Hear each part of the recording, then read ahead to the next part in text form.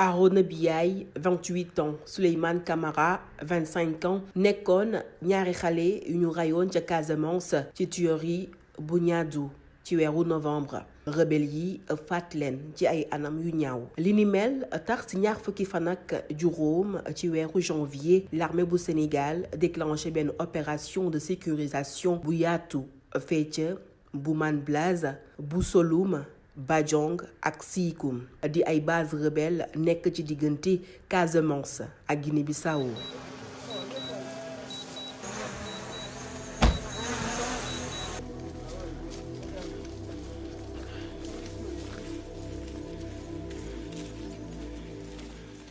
ay fan lañu ci teg jàmbaar yi fa nekk xamal askan bi ni nangu nañu base yooyee rebelle yi it daw nañu.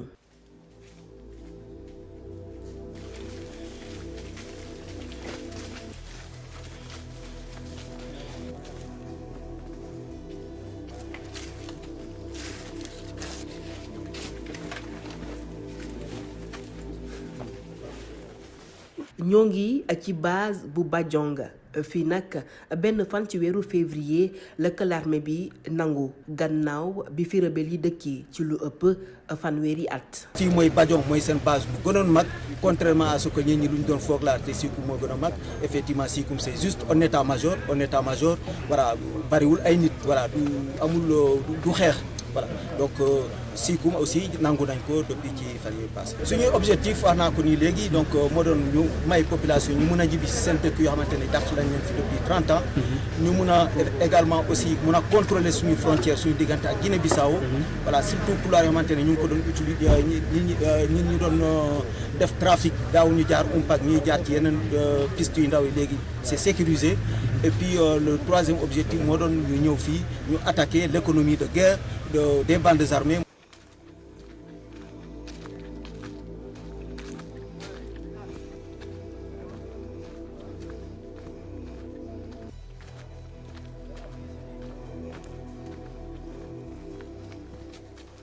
bërëb bi ne tekk li ñu fi fekk jéggi dayoo ay arsenal de guerre ñu mën cee lim Kalachnikov B10 roquette RPG lance-grenade ak ay fusil d'assaut FAMAS.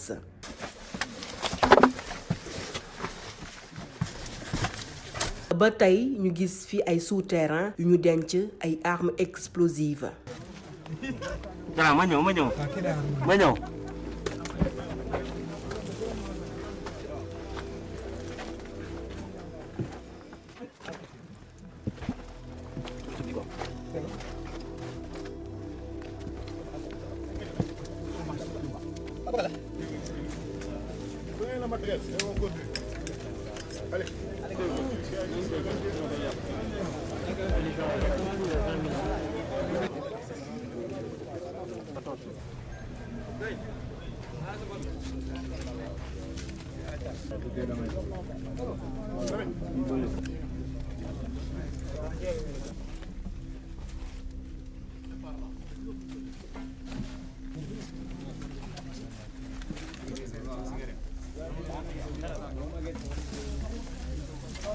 te ci ay jamono taarix dafa daan wax ni rebelle yi dañoo amee ay pouvoir mystique yuy tax ñuy seey ci àll bi tey ak opération de sécurisation bi l'armée bi def ci bët saalum Sénégal yëf yi gën naa leer mel ni ci souterrain yi lañu daan dugg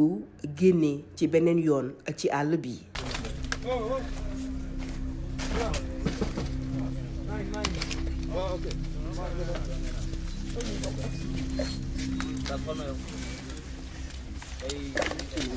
fukk ak juróomi vélo juróomi calèche charrette yi nag lañu daan jëfandikoo ngir yóbbu ay armement ci yeneeni base ay mbana matelas ak i garab yuy wane ni dañu fi amoon ab poste de santé.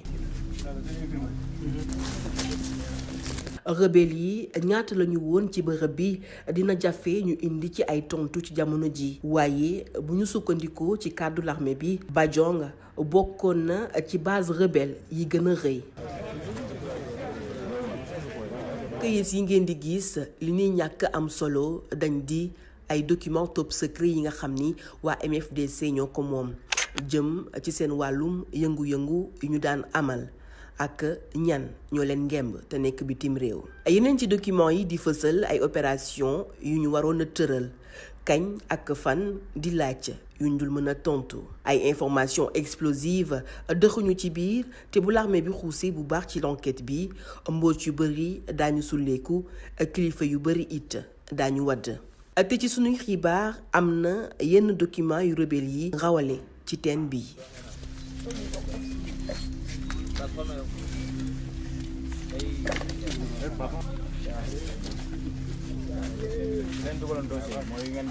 naka la l'armée bi nangu bërëb bi ci loxoy rebelle yi lieutenant colonel Mathieu Diogay Sène di commandant le groupement tactique interarmes Charlie bataillon wam moo nekkoon ci kanam ngir jël base bi di Badiong muy di kat ci mbir yi nu mu demee. jël Badiong jafewuloon tuuti pour ñun amoon na quelques résistances mais comme ni ngeen ko mën a xoolee donc récupérer nañ base bi ci ay heures yu néew donc récupérer nañ fi ay armes ay njumtuwaay yi nga xamante ni mooy li jóge ci canon yu mag yi ba ci munitions ba ci canon yu ndaw yi donc récupérer nañ ko fii récupérer nañ fii aussi ay seen jumtuwaay yi ñu doon utiliser pour déplacer wu mooy comme ay charrette ay moto Jakarta ay vélo donc loolu yëpp récupérer nañ ko fii fii nag li gënoon a am solo fii ci seen liggéey moo nekkoon dañ doon yëngatu ci mbirum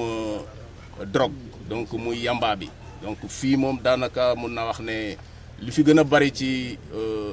seen activité moo nekkoon bay yamba donc fii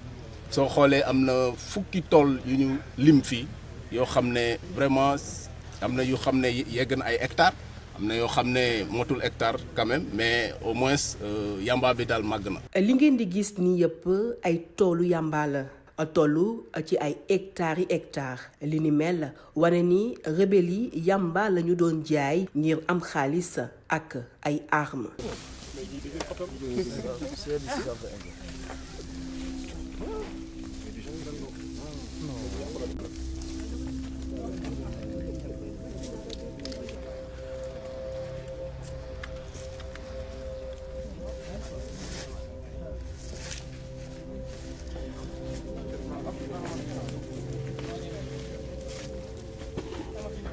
naam bayum yamba dañu ko fiy tere ci sunuy laajte téeméer goo jël ci li waa MFDC doon am juróom-ñaar fukk yi ci trafic de drogue bi la daan jugee li ni mel tax na tey Casamance nekk dëkk bu njëkk ci Afrique sowu jant buy suqali mbirum yamba gannaaw baasu Badiong ànd nañ ak waa DIRPA jëm Siikoum yoon bu nakari waral ñu def ñaari waxtu Siikoum di base rebelle bi gën a siiw ndax état-major bu MFDC fii la nekkoon ak kàngam yi fii la ñu daan dajee ku ci mel ni César Atoute Badiate ak Salif Sadio.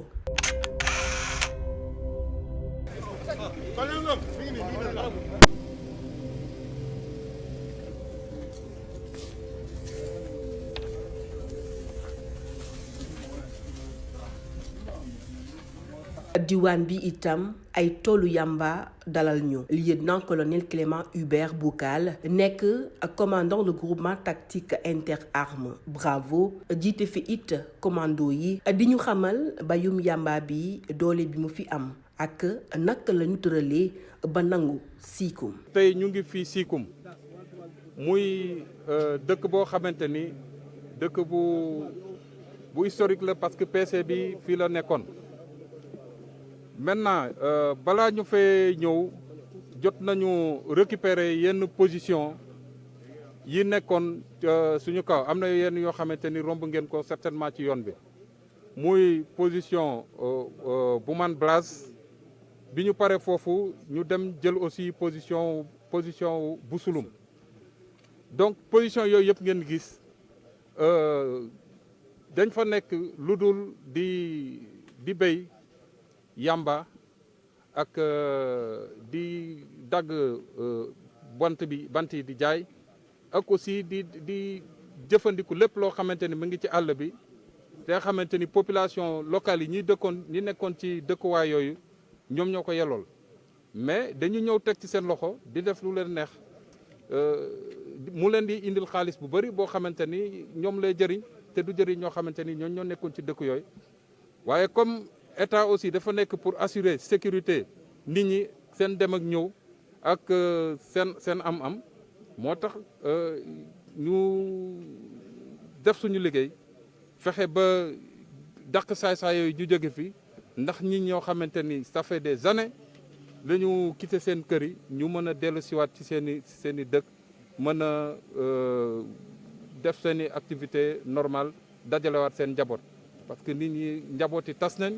nit ñi toog nañ ay at yoo xamante ni mënatuñu nekk ak seen i waajur donc vraiment loolu moo tax armée def li mu war a def ba nit ñi mën a dellu si ñu gunge leen ñu mën a toog dajalewaat seen i njaboot liggéey li ñu war a liggéey. donc depuis ñetti fan ñu ngi fi ñu ngi raxas nag di xool fépp foo xamante ni voilà toolu yàmbaa ngi fa saay-saay mën na fa nekk. ñuy wéy di raxas àll bi ngir askan wi dëkkoon ci diwaan yi lee mën a ñibbisi ci xel mu dal ngir li ni mel nag colonel Souleymane Kandé di commandant la zone numéro 5 di Araftu. voilà léegi on a tracé des lignes rouges en Casamance. léegi voilà kenn waratul jéggi en tout cas kenn waratul laal population yi ku fi laal population nga xam ne yow yaa déclaré guerre donc dinañ dal sa ko. est-ce que cela veut dire que armée bi dina toog fii dalal xelu nit ñi. waaw armée bi moom fu ñu dem moom dootuñu fa jógee donc ñetti base yu ma leen wax nii yëpp léegi danañ fi toog créer fii ay conditions vraiment pour que population mën a ñibbisi fii ñu ci conditions yu baax. ci noonee muy xamal. ñi nga xam ni dañoo génnoon seeni dëkk bàyyi kàkk rebelle yi ak ci lu ëpp fanweeri at ni nguuru Sénégal dina leen gunge ci bépp fànn ba ñu nekkaat ci jàmm ak salaam. état bi également mobilisé na toutes les agences de développement muy PUDC muy PUMA pour indi leen fi ay tali ay école ak ay postes de santé pour que ñu mën a dëkk fii dans de très bonnes conditions. may rappeler aussi population yi ne en tout cas chef d'état-major général des armées dans ci cadre bu ñuy wax concept armée nation joxoon na fa une enveloppe de 100 millions pour mën a jàppale population yi doon ñibbi si côté Mbissine ak côté Bindialou. ci sunuy xibaar. rebelle yi bi ñu leen dàkkee ci seeni base dañoo daw duggi Guinée-Bissau ñoom it ñu dàq leen ndax ci jamono ji Sénégal ak Guinée-Bissau dañoo lëkkale seen doole ngir xeex rébellion bi nga xam ni depuis 1982 moo ngi law biir Casamance def fa it jéeya gu bëri.